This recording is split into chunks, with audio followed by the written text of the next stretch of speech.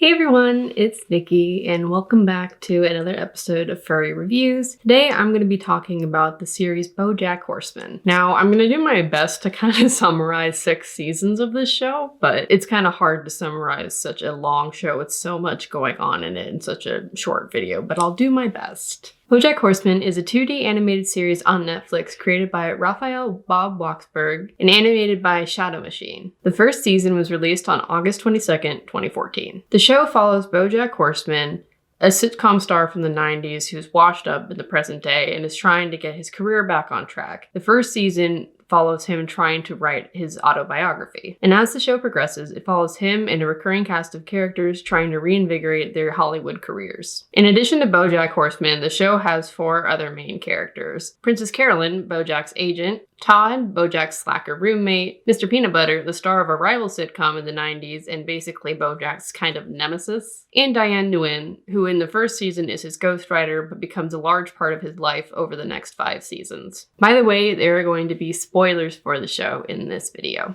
but it's a great show. Watch it. So I'd like to start off with a list of some of my favorite things. Now, like I mentioned earlier, this show is long and there's just so much going on, but I tried to pick some moments that I really liked. So the first thing I want to mention off the bat is the continuity. I mean, come on, this show has amazing continuity, amazing callbacks and references to previous episodes, and it's just really self-referential, but in a fun way that you feel included after watching 5 seasons and they reference something in season 6 or stuff like that. It just has really good continuity and it's really fun to watch. Another thing I really liked was there were like all these tidbits about the various animal characters' cultures as like analogous to human ones. For instance, Princess Carolyn has a mouse boyfriend and they have this kind of mouse holiday that she attends. And there's also Mr. Peanut Butter being from Labrador, Canada, and like the Labrador Peninsula, and talking about differences between Labrador culture and human culture. This was just a minor thing, but there's a scene where BoJack and Diane go to prepare for Diane's father's funeral, and there are all these little different care packages, and it's like, he's not even good enough for the piece of shit dad package, and I just saw that scene was really funny. And I also liked that the mortician or the funeral director was like a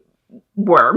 This is the whole chickens episode. This show decides to answer the question that a lot of us have when we watch anthropomorphic animal shows, especially ones that coincide with humans, which is, where does the meat come from? And this episode answers that in a very unsettling way. The whole Hank Hippopotamus arc was very well done, I think, and also depressing in a way because it's kind of emblematic of how Hollywood treats victims of sexual assault as well as perpetrators of sexual assault. One of the most iconic moments from the arc involving BoJack dating Wanda, which Wanda's a great character, love Lisa Kudrow, love owls, she's great. One of the most iconic moments to me from that whole arc was when she gives a speech about red flags to BoJack. Basically, she says, when you look at the world or you look at someone through rose-colored glasses, all the red flags just seem like flags. And that was just a really poignant speech, I thought. The show's take on abortion was another thing that's very dark comedy that was like a little bit too real, but also funny and smart. This is just a very brief thing, but there's the scene where Mr. Peanut Butter has to come up with a list of Oscar nominees for all the shows because he ended up losing all the envelopes. And not only is it a good background moment to see the names of all the stars and how they're like translated into animal form, but it was just a funny scene with him and Todd just like backstage at the Oscars. And the entirety of everything surrounding Girl Crush, I mean, come on, the name Girl Crush, just comedy gold. We all know what sites it's parroting. A very emotional scene, or rather series of scenes for me, was when Diane goes on a trip to Vietnam to kind of try and reconnect with her Vietnamese heritage. As someone who really feels distance at times from my own heritage, I'm Puerto Rican, but I don't really know anything about Puerto Rican culture. I don't speak Spanish. I really empathize with Diane's kind of attempt to find herself, only to really feel like that this culture that she's trying to reconnect with is a costume and not her authentic self. Another really emotional episode, which I think this one won like an award or something, was Free Churro, which is where BoJack gives a eulogy to his recently deceased mother. And it was just so well done. I keep saying that over and over again, but just all of the hate and vitriol, but also respect and admiration and like understanding that BoJack has for his mother is just really multifaceted and deep, and you understand why he hates her, why he loves her, and why she was the way she was. And yeah, I just thought it was a really heartfelt episode. This is another minor detail, but you notice that in every Halloween episode and flashbacks to previous Halloweens before the series takes place, Princess Carolyn always wears an Amelia Earhart costume, and then there's an episode where it talks about her fascination with Amelia Earhart. And I just thought that was a really sweet and kind of sad detail. BoJack's time in rehab was, I feel like, one of the strongest moments of his character. That and when he's in prison, but that's a topic for a different time.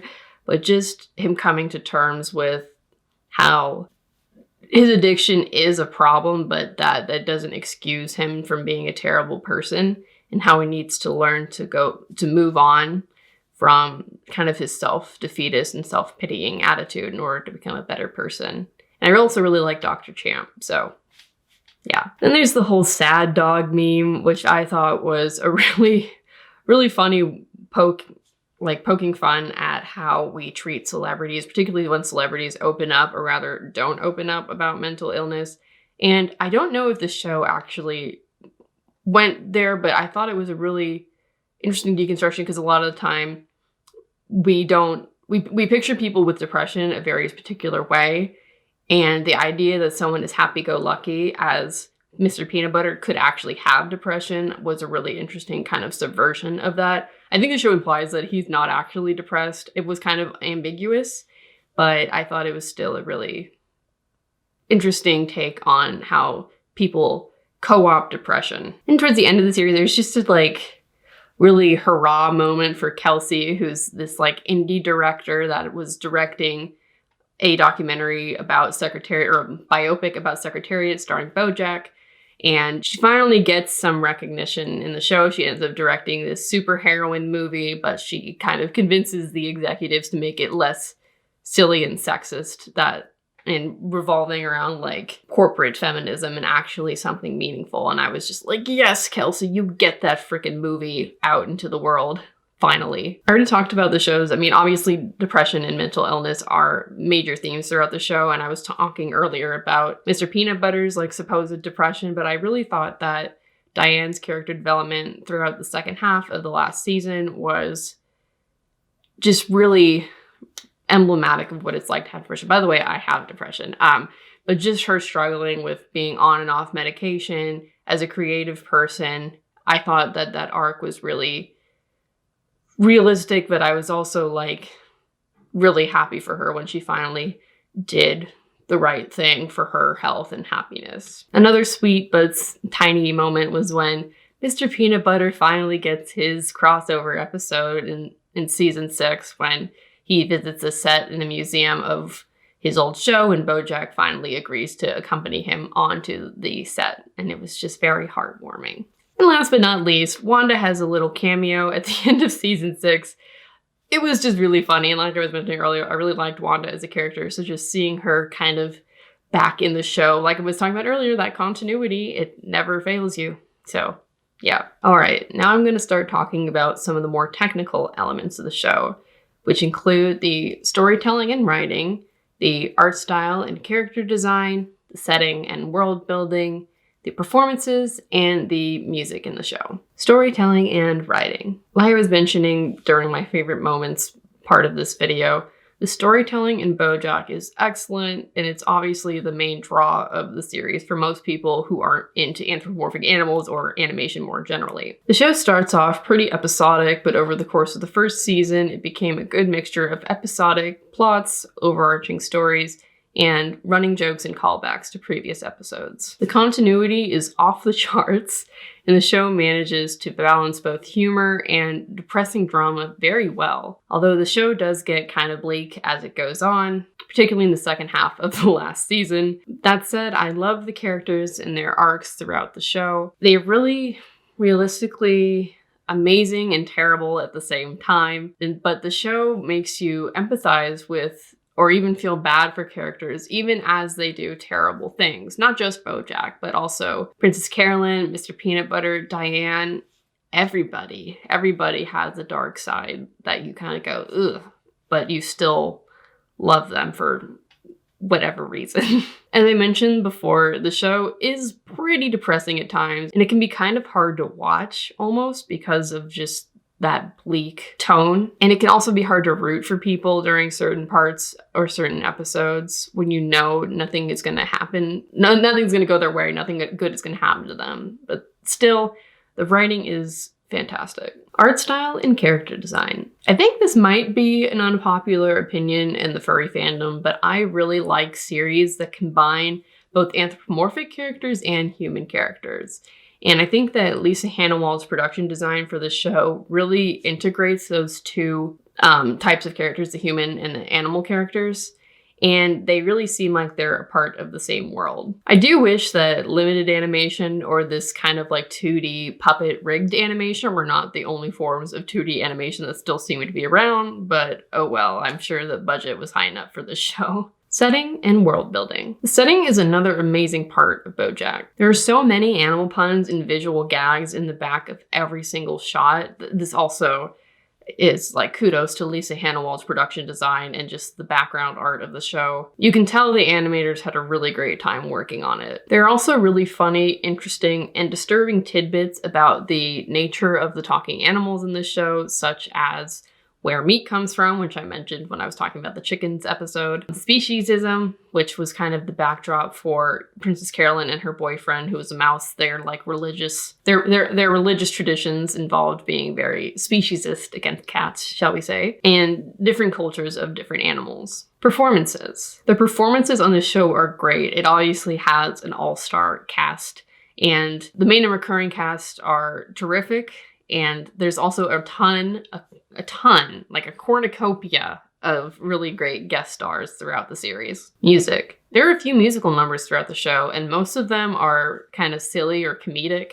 However, some of them really get dark. Like there's an episode in the last season where BoJack is kind of comatose and having these dreams of all these people and his life is lost, and they all perform various song and dance numbers, and it's really dark, but really good. There's also a lot of fun background music and stuff. There's one episode in particular I'm thinking of when there's a flashback to 2007 and the music playing on the radio is like, it's 2007. And like the music is hella auto-tuned, as was a lot of pop music during that era. And there's a lot of funny both background music as well as musical numbers throughout the series. Now, BoJack falls into a larger kind of category of what I'm going to call meta Hollywood media, which is media about working in the film and television industry. And a lot of that kind of stuff can really be self-congratulatory towards Hollywood or just film and television writers, producers, and directors. But I feel like BoJack, while it is definitely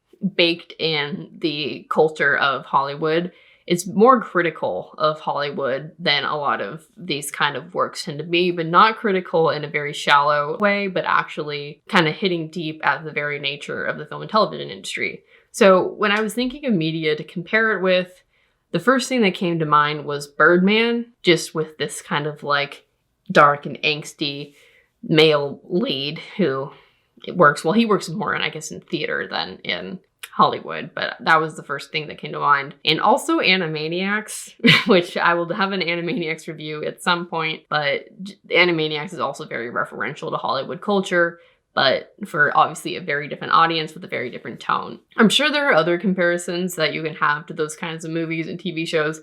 I just don't tend to watch them because, like I said, they tend to be very self-indulgent. But I think BoJack does a really good job of not being really self-indulgent and is more catered towards people who love film rather than just people who work in the film industry. That says, for my final thoughts, I think this show is amazing and I really recommend it, particularly if you have an interest in the film industry or if you're more like me and are just more interested in pop culture. Thanks so much for watching, and I'll see you in the next video. Bye!